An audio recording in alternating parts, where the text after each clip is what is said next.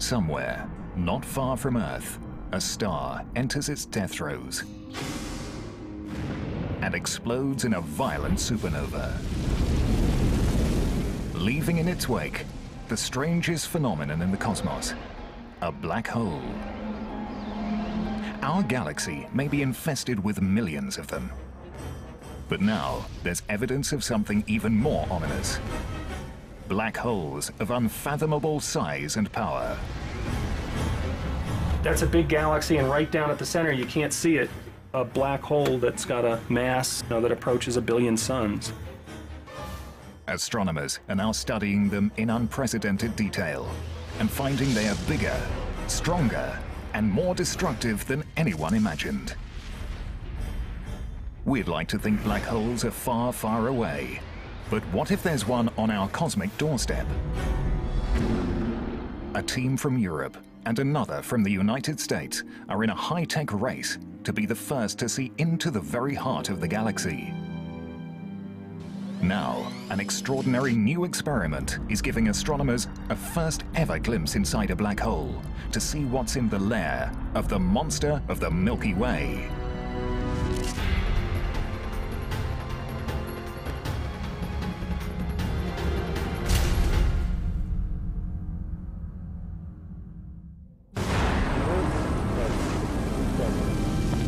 A new era in astronomy has begun. High-tech instruments in space are now revealing a universe rocked by violent events.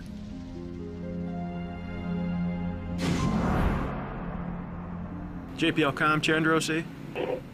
In the distant galaxies, astronomers have witnessed space and time shattered by eruptions so vast they boggle the mind.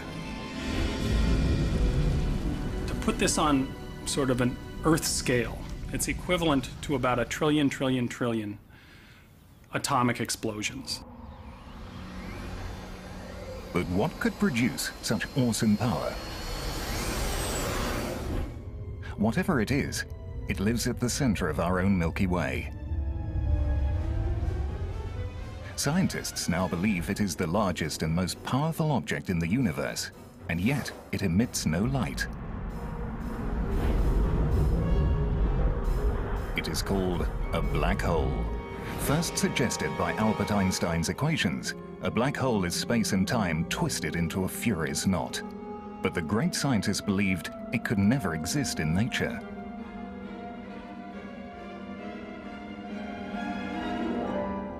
Albert never really liked the idea of black holes himself.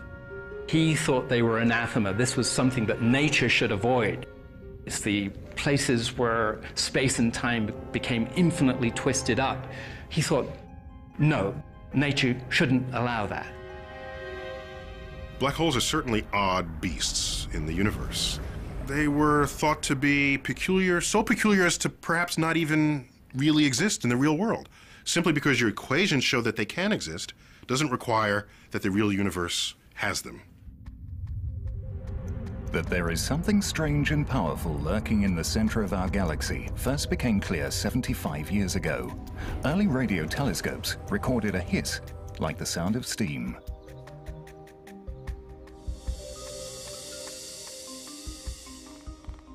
As a young astronomer, Eric Becklin was determined to get to the bottom of this mysterious energy source. First, he had to find it. There was a radio source called Sagittarius A, a very strong radio source, but there was even debate whether that was really the center or not. Astronomers knew that the centers of other galaxies are tightly packed with stars, but when they tried to see into the center of our galaxy, those stars were obscured behind a thick veil of dust.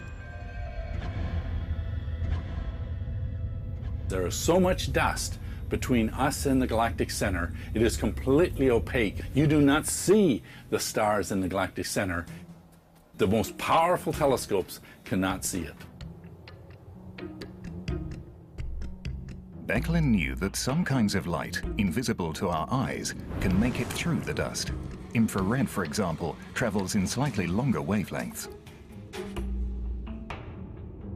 Infrared radiation gets through the dust because its wavelengths are longer and the dust just kind of rides on the infrared wave. In the 1960s, Becklin bought an infrared detector from a military contractor and attached it to the end of a telescope. It was in August of 1966. It was a beautiful night. As we were looking with the infrared detector, we were seeing more and more stars, and the signal increased, and each star gives you more signal, and we were building up. As we were getting closer to the center, more and more stars. We were actually seeing through the dust for the first time, and then came to a peak, and then back down again. And I knew immediately that that was the center of our Milky Way, and that I was the first person to actually see the stars in the very core of our galaxy. Eric Becklin had discovered the very heart of the Milky Way, the exact location of the mysterious energy source. But its staggering power meant that this was no ordinary star. Scientists believed the only one thing that could explain the mystery was the very idea that Einstein had rejected, an object that defies explanation.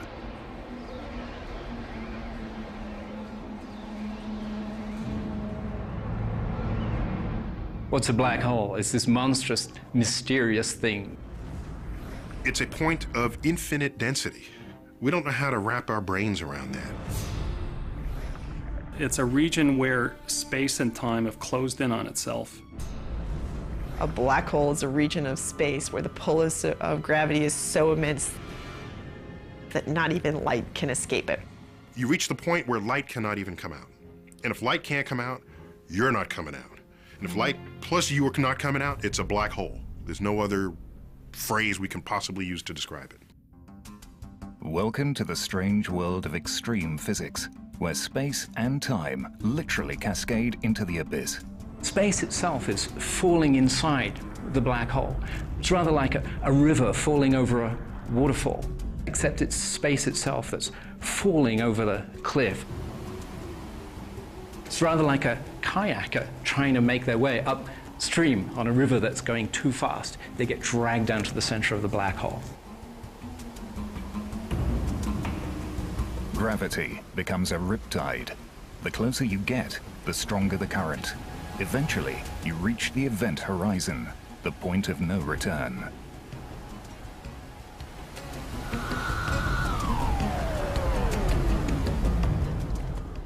Matter goes inside the surface of the black hole, shrinks down to the very center, where it gets destroyed in a region of infinite warp space and time, and it's gone.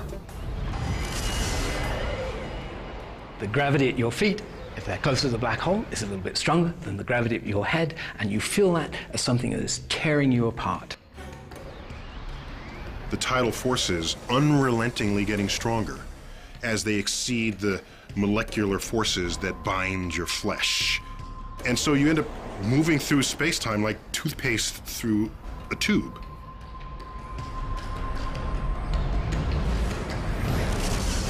And ultimately, it will pull your atoms apart. You will be, as we say.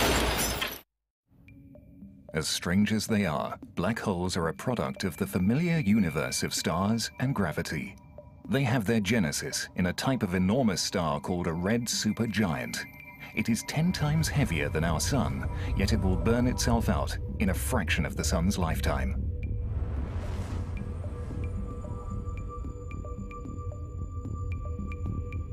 Deep inside, the crush of gravity sends temperatures roaring above 1 billion degrees. Helium and carbon fuse into heavier elements: oxygen, silicon, sulfur. Then, the star implodes under its own immense gravity, sending a shockwave roaring out. The star digs itself deeper into space travel and now goes supernova in a violent explosion. What's left is a dense core of subatomic particles, a neutron star, only about 16 kilometers across.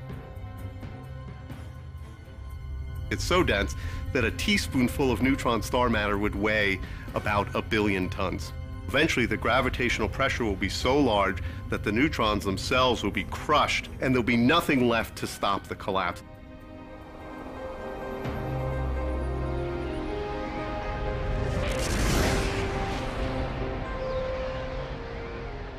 A black hole is born. It's 1 million times the mass of the Earth, but compressed so tightly, it literally exits the known universe. Now, the effect of that mass is still in our universe. The mass is still here in that it's causing this fold in space that goes all the way down. It's become a hole. The best way to look at it is, if you stick your finger down in there, you ain't getting it back. We know exactly what effect a black hole is going to have on its environment, on the stars in its vicinity, on the gas that wanders a little too close. So, will we ever see a black hole? No. But that's not what's important here. What's important here is we can see its paw print. In search of a black hole's paw print, Eric Becklin is on a lifelong quest to probe the center of our galaxy.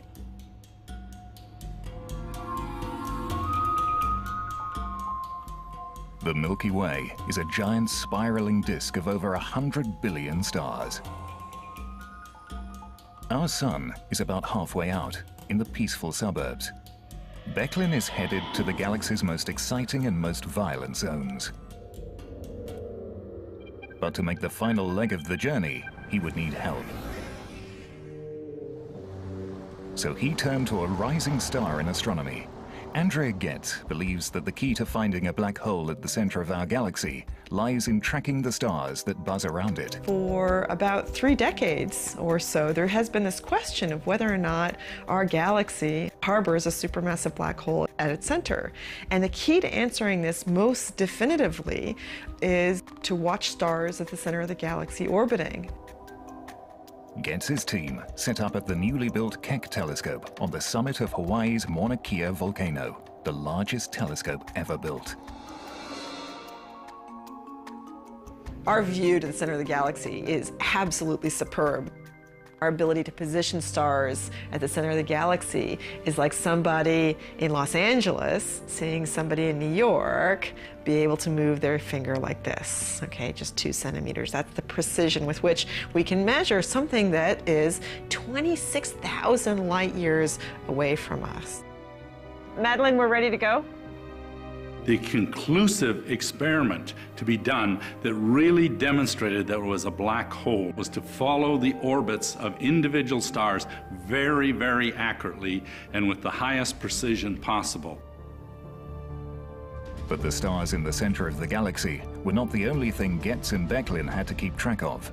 Another group, working in the mountains of Chile, was hot on the same trail, led by Reinhard Genzel from Germany. This guy here. Yeah. It's a little too dense to be just a random collection. We suspect that in the galactic center there may be hiding very massive black holes.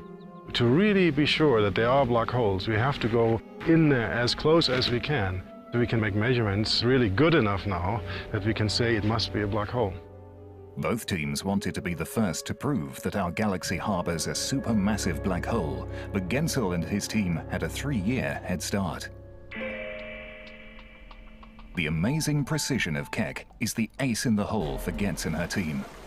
Mark Morris is a veteran of the Galactic Center search. The German group had already started to make headway on the Galactic Center even while we were deciding to pursue this. So we knew that in a head-to-head competition that as long as they were using the small 2.2 meter telescope that they were using compared to our 10 meter telescope, that we would blow them away. Bright speck on the top of this inset. That's the star which really has given us the essential clue for the black hole.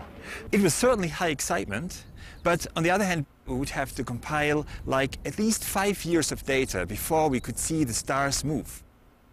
But what kind of cosmic monster was pulling the stars along? This is our roadmap, and that's the center of our galaxy. There's a large cluster of stars that are orbiting the center of our galaxy. Basically, the way this experiment works is you take an image, you see where all the stars are, and then you come back sometime later and you take another image and you look to see if they've moved. So the second time we took an image, we knew we